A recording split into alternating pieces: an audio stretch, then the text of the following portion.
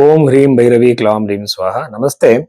ఈరోజు మనము 2026 June month లో ఈ రాశి ఫలానికి పోవడానికి ముందుగా ఫస్ట్ వచ్చేసి చూడండి, ఎంతో మంది ఒకే రాశిలో పుట్టి ఉంటారు, ఒకే నక్షత్రంలో పుట్టి ఉంటారు. సో వాళ్ళ భవిష్యత్తు ఒకేలాగా ఉండదు. ఎందుకంటే ఇప్పుడు date of birth time mistake గా ఉంటుంది అనమాట. చాలా మంది పుట్టిన డేట్ కానీ టైం కానీ సరిగ్గా ఉండవు. అప్పుడు మనం ఏం చేయాలంటే హస్తరేఖలు, చేతిరేఖలను పెట్టి జాతకము చేతిరేఖల్ని మ్యాచ్ చేయాలి. అంటే ఫర్ ఎగ్జాంపుల్ మీకు గజకేసరి యోగం జాతకంలో ఉంది, అది చేతిలో ఉందా ఫస్ట్ చూడాలి. ఇప్పుడు గురుగ్రహం చేంజ్ అవ్వబోతుంది. ఆ గురుగ్రహం చేంజ్ అవ్వడం వల్ల మీ రాశిలో గురుగ్రహం ఎలా ఉంది, మీ చేతిలో ఎలా ఉంది, రేఖలు ఎలా ఉన్నాయి. సో ఒక పెళ్లి జరగాలంటే శుక్రరేఖ ఎలా టచ్ అయిందా ఏజ్కి, అలాగే జాతకంలో దశా పీరియడ్ ఉందా, ప్రశ్నశాస్త్రంలో ఉంది, మూడు కూడా కంబైన్ చేసి మనం భవిష్యత్తు గురించి చెప్పాలి. కానీ ఊరికే ఒక రాశిలో పుట్టిన వాళ్ళకి అందరికీ ఒకేలాగా జరుగుతుంది, ఒక నక్షత్రంలో పుట్టిన వాళ్ళందరికీ ఒకేలాగా ఉంటుందని చెప్పకూడదు. ఇది నిజమైన జ్యోతిషం కాదు. అందుకని అలా చూడాలంటే మీరు భైరవి ఆస్ట్రోలో బుక్ చేస్తే మీ జాతకం మీ అరిచి రెండు కూడా కంబైన్ చేసి మీ జీవితంలో జరిగిపోయే ఈవెంట్ ని మనం ప్రైడ్ చేయొచ్చు.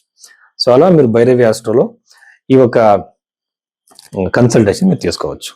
తులారాశి 2026 జూన్ లో ఈ తులారాశిలో పుట్టిన వాళ్ళకి ఏమేమి పాజిటివ్ నెగిటివ్ ఉన్నాయని మనం చూద్దామంట. ఫస్ట్ గురుగ్రహము గోచారంలో కర్కాటక రాశికి రావడం ఎలా పాజిటివ్ ఉంది అని చూద్దామంట. చూడండి, దశమ భావానికి ఈ గురుగ్రహం వచ్చింది, ఉచ్చ స్థానానికి. అలాంటప్పుడు ఏమవుతుందంటే జాబ్ లో ఎక్కువ చేంజెస్, పాజిటివ్ చేంజెస్. ఇప్పుడు ఇంతవరకు ఒకే జాబ్ లో ట్రేడ్ చేశారు, అక్కడ మీకు సపోర్ట్ దొరకలేదు, అక్కడ మీకు ఇంక్రిమెంట్ దొరకలేదు. కానీ ఇప్పుడు వెళుతున్న దొరికే జాబ్ లో సక్సెస్ ఎక్కువగా ఉంది. అంటే మీరు ఇంటర్వ్యూ ఇచ్చిన సక్సెస్, కొత్త జాబ్ దొరికే అవకాశాలు, కొత్త జాబ్ కోసం మీరు ప్లేస్ చేంజ్ అయ్యే అవకాశాలు ఎక్కువగా ఉంటాయి. ప్లేస్ ని మీరు చేంజ్ చేస్తారు, ఉన్న ప్లేస్ నుంచి వేరే ప్లేస్ కి వెళ్తారు అనమాట. ఇలాంటి పాసిబిలిటీస్ ఈ ఒక తులారాశిలో పుట్టిన వాళ్ళకి ఎక్కువగా ఉంటుంది.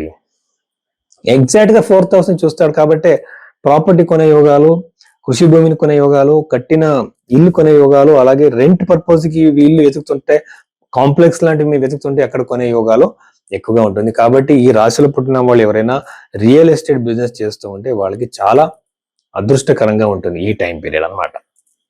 అలాగే సప్తమ భావంలో ఉన్న కుజుడు వల్ల ఖచ్చితంగా పెళ్లి జరిగే అవకాశాలు ఉన్నాయి. ఎందుకంటే నాడీ జ్యోతిషం ప్రకారం మీ చేతరేఖలు బట్టి అక్కడ ఉన్న కుజస్థానం చూస్తే, అలాగే డైరెక్ట్ గా ఇక్కడ 7వ ఇంట్లో కుజుడు ఉండడం వల్ల ఖచ్చితంగా చెప్పొచ్చు మీకు 100% ఈ రాశిలో పుట్టిన అమ్మాయిలకి పెళ్లి జరిగే అవకాశాలు ఎక్కువగా ఉంటాయి. ఎందుకంటే నాడీ జ్యోతిషంలో గ్రహాన్ని అబ్బాయి అని పిలుస్తారు, అంటే హస్బెండ్ గా మనం చూడాలి. సో ఇలాంటప్పుడు ఈ అవకాశాలు ఎక్కువ. అష్టమ భావంలో ఉన్న సూర్యుడి వల్ల తండ్రి ఆరోగ్యంలో ప్రాబ్లమ్స్ ఎక్కువగా ఉంటాయి.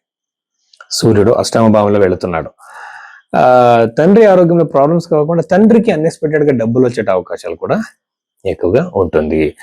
పంచమ భావంలో ఉన్న రాహు వల్ల సంతాన యోగం తక్కువగా ఉంటుంది అనమాట. చాలా మందికి మిస్క్యారేజెస్ ఇవన్నీ జరుగుతుంటాయి కదా. ఇది కూడా మన జాతకంలో ఉన్న కొన్ని క్యాలిక్యులేషన్స్ మనం చేయాలి. క్షేత్రస్ఫుటం, బీజస్ఫుటం క్యాలిక్యులేషన్, పంచమ భావం ఎలా చూసి ట్రాన్సిట్ లో కూడా రాహు పంచమ భావానికి వస్తే ఖచ్చితంగా సంతాన యోగం ఉండదు, సంతానం చాలా డిలే అవుతుంది. ఇది గుర్తుపెట్టుకోండి. అలాగే షష్ఠ భావంలో ఉన్న చతుర్థ భావాధిపతి షష్ఠంలో ఉన్నప్పుడు ఖచ్చితంగా మీకు ప్రాపర్టీ రిలేటెడ్ డిస్ప్యూట్స్ వస్తాయి. ఇప్పుడు ప్రాపర్టీ కొన్నారు, ఆ ప్రాపర్టీ కొన్న తర్వాత ఏదో ఒక లీగల్ డిస్ప్యూట్ రావచ్చు. ఇలాంటి ప్రాబ్లమ్స్ అన్ని కూడా ఈ రాశిలో పుట్టిన వాళ్ళకి ఖచ్చితంగా ఉంటుంది. అలాగే అప్పుల నుంచి బయటపడే అవకాశం కూడా ఉంది, డబ్బులు అన్ఎక్స్పెక్టెడ్ గా వచ్చే అవకాశం ఉంది. చేస్తున్న బిజినెస్, ఇప్పుడు కొత్తగా మీరు బిజినెస్ స్టార్ట్ చేసి ఉంటే అక్కడ ఎక్కువ సక్సెస్ ని మీరు చూస్తారు.